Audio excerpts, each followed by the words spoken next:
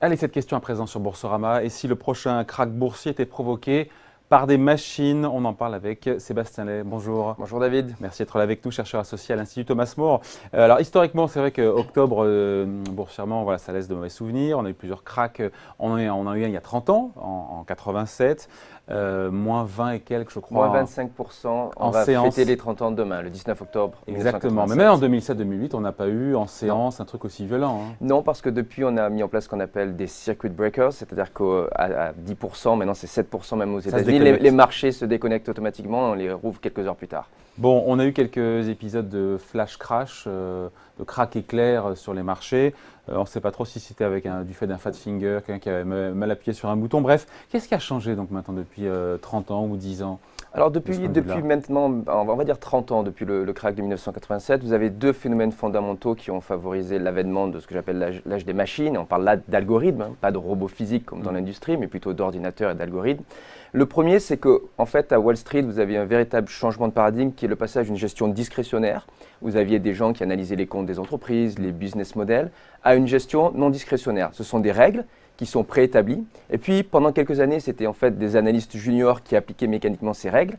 Et bien évidemment, avec le pouvoir des ordinateurs, les capacités de calcul, eh bien l'intervention humaine a été supprimée dans 90% des cas. La gestion financière à Wall Street, ce sont des algorithmes qui utilisent des règles définies par des humains, prédéfinies, et qui les appliquent automatiquement. Quelles règles? Alors, initialement, c'était des règles de valorisation, d'analyse fondamentale, et là, c'est très positif. C'est par exemple repérer les entreprises en fonction d'une certaine valorisation, en fonction de leurs résultats, par exemple. Donc, c'est simplement une automatisation, si vous voulez, du trading classique. De process qui sont plutôt sains. De process qui sont plutôt sains et initialement humains. Le problème, c'est qu'aujourd'hui, 99% de ce qu'on appelle la gestion quantitative, ça n'est plus du fondamental, c'est simplement une analyse des mouvements, une analyse de la volatilité, une analyse de ce qu'on appelle le momentum. Vous avez maintenant, par exemple, dans le New Jersey, en face de Wall Street, des méga ordinateurs qui essayent de déceler à la milliseconde près, au plus proche de Wall Street, les mouvements des actions, les actions qui montent, qui descendent, et d'amplifier ces mouvements.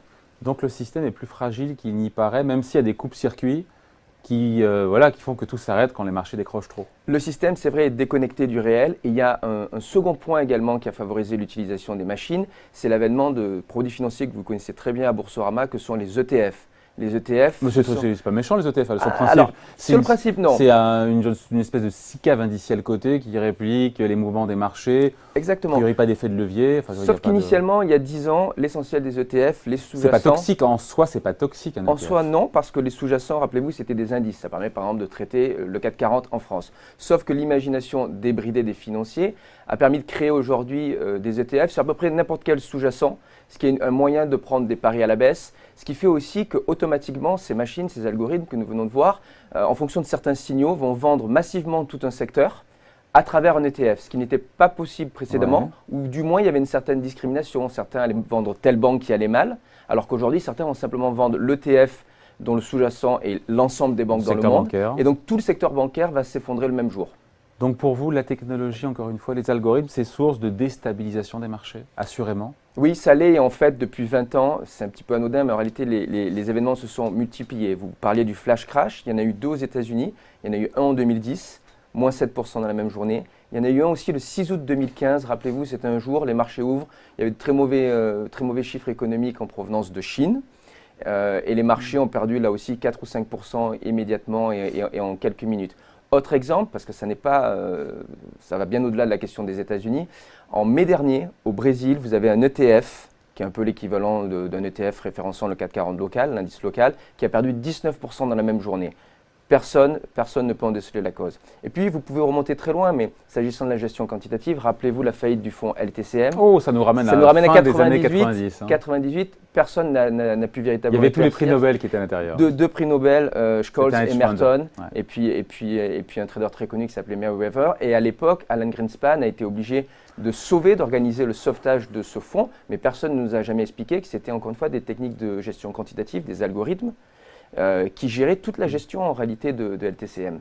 Mais comment ça se fait que ces machines, ces algorithmes puissent se tromper? Pourquoi En théorie, il n'y a pas de possibilité de se tromper quand on réfléchit. Non, en théorie non, sauf qu'en finance, la finance c'est beaucoup plus, et l'investissement un art qu'une science, en tout cas c'est ma vision personnelle, et vous avez besoin d'un jugement humain à un moment donné pour pouvoir interpréter la masse des données. Un algorithme, par définition, suit des règles qui ont été définies parfois 10 ans précédemment, mais le système peut changer. Alors à chaque crise, les fonds d'investissement, aujourd'hui les hedge funds qui font de la gestion quantitative gèrent pratiquement 1000 milliards de dollars. À chaque crise, les modèles sont changés.